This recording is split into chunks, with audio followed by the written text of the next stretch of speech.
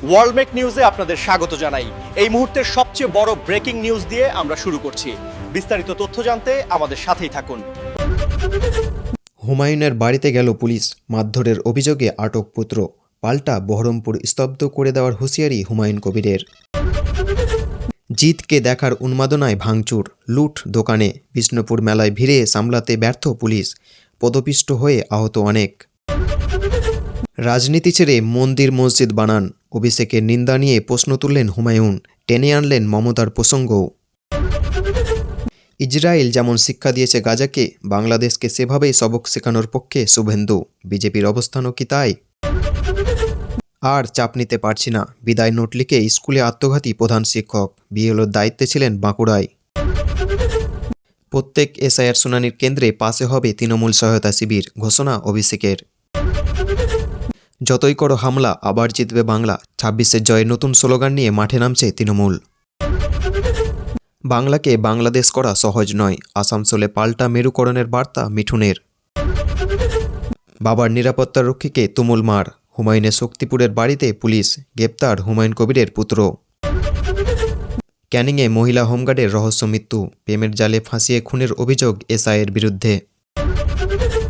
উড়িষ্যায় আবার বাঙালি হত্যা, বাংলাদেশি সন্দেহে বেধড়ক মার মালদহে পরিযায়ী শ্রমিককে। চলন্ত ট্রেনের দরজায় দাঁড়িয়ে যাত্রীদের তুই তোকারি, খুদে সাপটে চর মহিলার, ভাইরাল ভিডিও।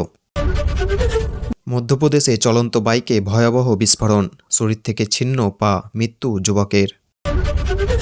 এতক্ষণ শুনলেন সংবাদ শিরোনাম, এবার জানাবো বিস্তারিত খবর। রাজ্য জুড়ে বর্তমানে চলছে ভোটার তালিকার নিবিড় সমীক্ষা বা এসআইআর এর শুনানি পর্ব। এই পরিস্থিতিতে সাধারণ মানুষের পাশে দাঁড়াতে নতুন সিদ্ধান্ত নিল তৃণমূল কংগ্রেস। এবার থেকে এসআইআর শুনানির কেন্দ্রগুলির আশেপাশে দলীয় সহায়তা শিবির বসানোর ঘোষণা করলেন তৃণমূলের সর্বভারতীয় সাধারণ সম্পাদক অভিষেক বন্দ্যোপাধ্যায়। রবিবার প্রায় ১,২০,০০০ বুথ লেভেলের এজেন্ট বা বিএলওর সঙ্গে ভার্চুয়ালে বৈঠকে এই সিদ্ধান্তের কথা জানান তিনি। শনিবার শুরু হয় এসআইআরের দ্বিতীয় দফার শুনানি। প্রথম দিনই একাধিক জায়গায় প্রবীণ ও অসুস্থ ভোটারদের শুনানিতে হাজির হতে দেখা যায়, যা নিয়ে তীব্র বিতর্ক তৈরি হয়। কলকাতার চেতলা গার্লস হাই স্কুলে এক ৯০ বছরের বৃদ্ধাকে লাইনে দাঁড়িয়ে থাকতে দেখা যায়। যদিও নির্বাচন কমিশনের তরফে জানানো হয়েছিল ৮৫ বছরের ঊর্ধ্বে বয়সীদের শুনানিতে ডাকা হবে না।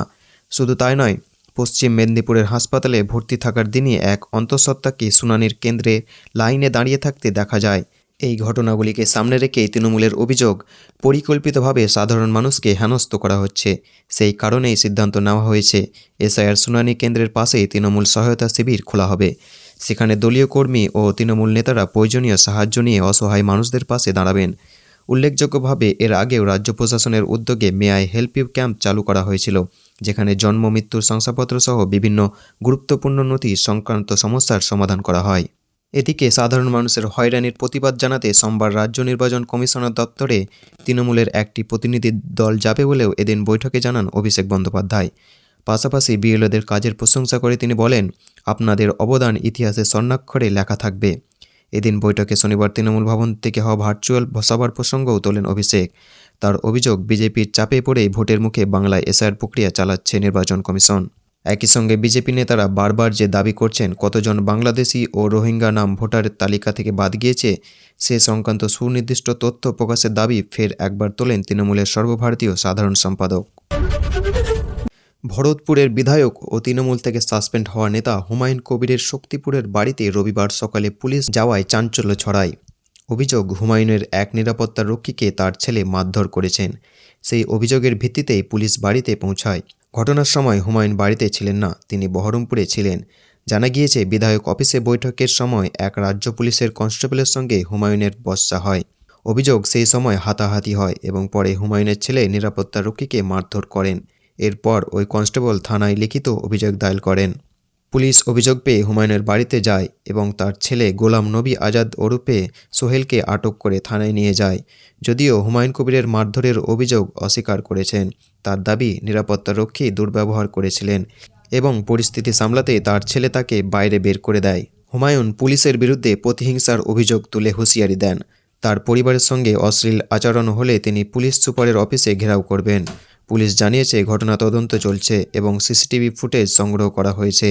উল্লেখ্য, হুমায়ুন কবিরের নতুন দল গঠন করলেও তার ছেলে এখনও তৃণমূল কংগ্রেসের সঙ্গে যুক্ত রয়েছেন। এতক্ষণ শুনলেন বিস্তারিত সংবাদ। আজকের মতো সংবাদ এখানেই শেষ হলো। ধন্যবাদ।